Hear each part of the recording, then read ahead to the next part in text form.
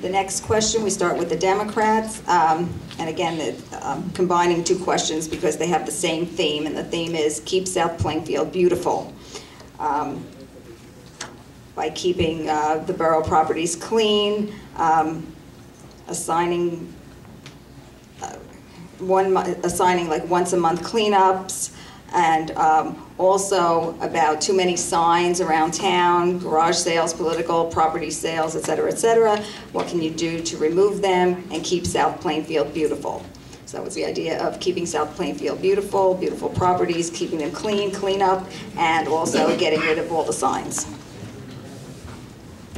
Actually, the signs were brought up at one of our prior council meetings. The borough is currently looking at ways to control the amount of signs in South Plainfield, so we're yet to see how we can address that issue. In terms of keeping South Plainfield beautiful, I know one of the most popular things is the bulk pickup, and that's one way where the residents can put out their undesirables on their curb and have them picked up. But also one of the things we have to keep doing is street cleaning around town. I know a lot of residents are like, I need my street cleaned. I haven't had it cleaned in years. So that's one of the things we'd like to pursue, is possibly increasing street cleaning.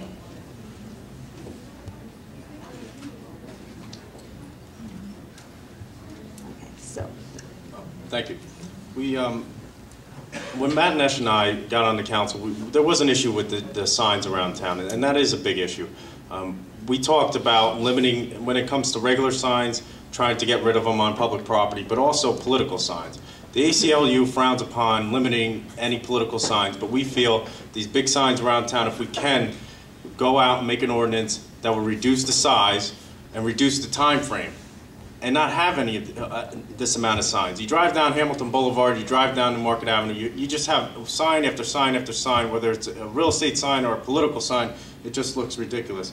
Also, I agree with them, street sweeping. People complain all the time that when's the street sweeper going to come down? That's why we have to hopefully work with our neighboring communities who have the street sweepers and come in to do it more often. Another way to beautify our town is along Park Avenue. The businesses are in distress. We have to make sure that we keep on top of it and make sure they clean the borough. But just to go back on open space, I'm sorry, you'll have to do that at a different time. Your time is up. Oh my God, Yeah. 2 minutes? No, you only. I thought that was for both parties.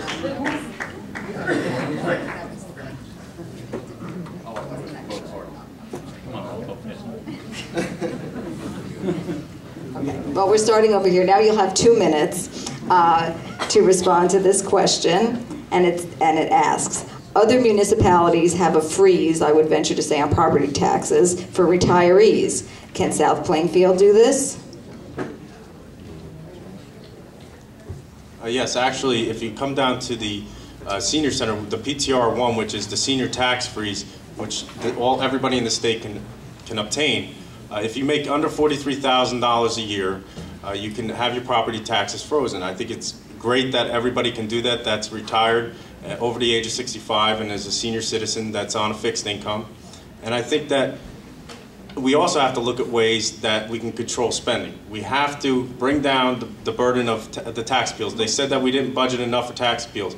Our state mandated pensions came in less than we expected, and we're putting that money into the tax appeals. We're increasing it from $100,000 to $300,000. They talk about open space. In May, I sat up here on this stage in front of this amount of residents, and I proposed, when I met with the Edison Wetlands Association, Adams Farm and Quincy Place to be preserved. It is now in the county's hands. That's over 26 acres. Adams Farm was slated for 18 homes plus homes to be built on, and Frankie Solano sits on the planning board, so he knows about that project. Those are the projects that we need to preserve. And yes, we have been looking at preserving open space. It is in the county's hands. It's over 26 acres, which is the largest in 1 year, besides the one over by the Dismal Swamp. I'd just like to thank Joanne Graff. I think back to the original question having to do with keeping taxes stable for the seniors. Joanne does a great job each and every day making sure that our seniors are aware of these programs. Believe it or not, you still don't reach everybody. It's something that we do when we walk around door to door at this time of the year. I'm sure you guys are all thrilled about that. But when we do run into a senior who asks this question about taxes, one of the first things that I do is make sure that they're aware of this valuable program. So, I mean, it's a great program. If you have seniors as neighbors, friends, make sure they're aware of it. They're really missing out on a great opportunity if they do.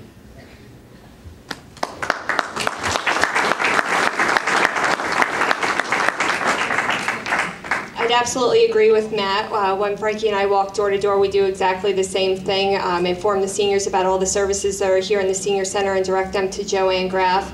It's amazing, even though we have the senior center, how many people don't know of the program, so it is important to try to educate everybody. But just on your comment, Rob, about open space, you did not preserve open space. You can put in as many requests to the county as you want, but that does not mean that they have been granted. So we need to get our facts straight.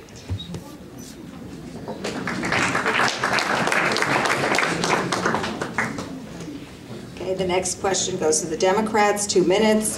What would you do to make South Plainfield better for children?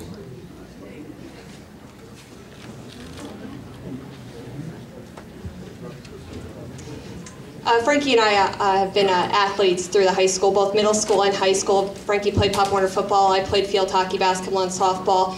We're a big sports town in South Plainfield, so whatever we can do working with our recreation head Kevin Hughes would be fabulous. That's why I'm so proud that with working with the county freeholders that we're getting a new turf field put in between the PAL building and the football field. I think it'll be a tremendous asset to the kids of South Plainfield. It was purchased with county open space funds for the recreation department to utilize, and will also be used by the high school sports teams as well. So it's a great example of where shared services can come into play.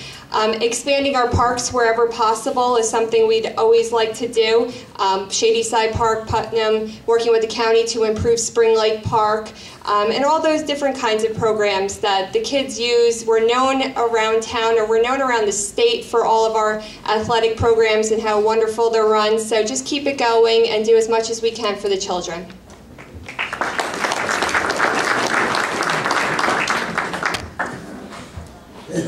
I think our sports programs are great. I grew up in town. I rode my bike throughout this town my whole life. I played football. I've just been involved in all types of sports. And to be honest with you, what our community really needs from young people, let's look into the library again. We had the plans ready to go, but for some reason the library project got pulled and went up for democracy today.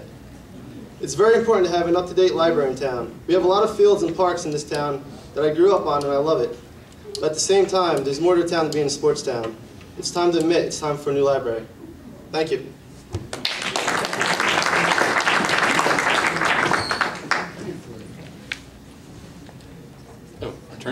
I couldn't agree more with the recreational programs in town. I have twin 6-year-old boys. They've started in wrestling, then went to swimming, t-ball. I coached their team there. Now they're in flag football. They can't seem to get enough of it. But they talk about parks. I'd like to thank Councilman Benjavanga. There was a problem that was ignored in Cotton Street Park. You would have a moderate rainfall. That park, you couldn't use it for a week. There were trees that are dying in that park. The town was doing nothing about it. Twofold. We went out, we sought contributions from businesses in town. We ended up getting soil to take care of that problem. We alleviated the flooding problem in that town. We hired an individual at Public Works who specializes in trees, took care of the trees in that park, which at a fraction of what it would have cost us. But the Democrats mentioned something about the library. They were disappointed about the library. They say they're proud to be Democrats. I think the best thing the Democratic Party has come up with in this last decade was Democracy Day.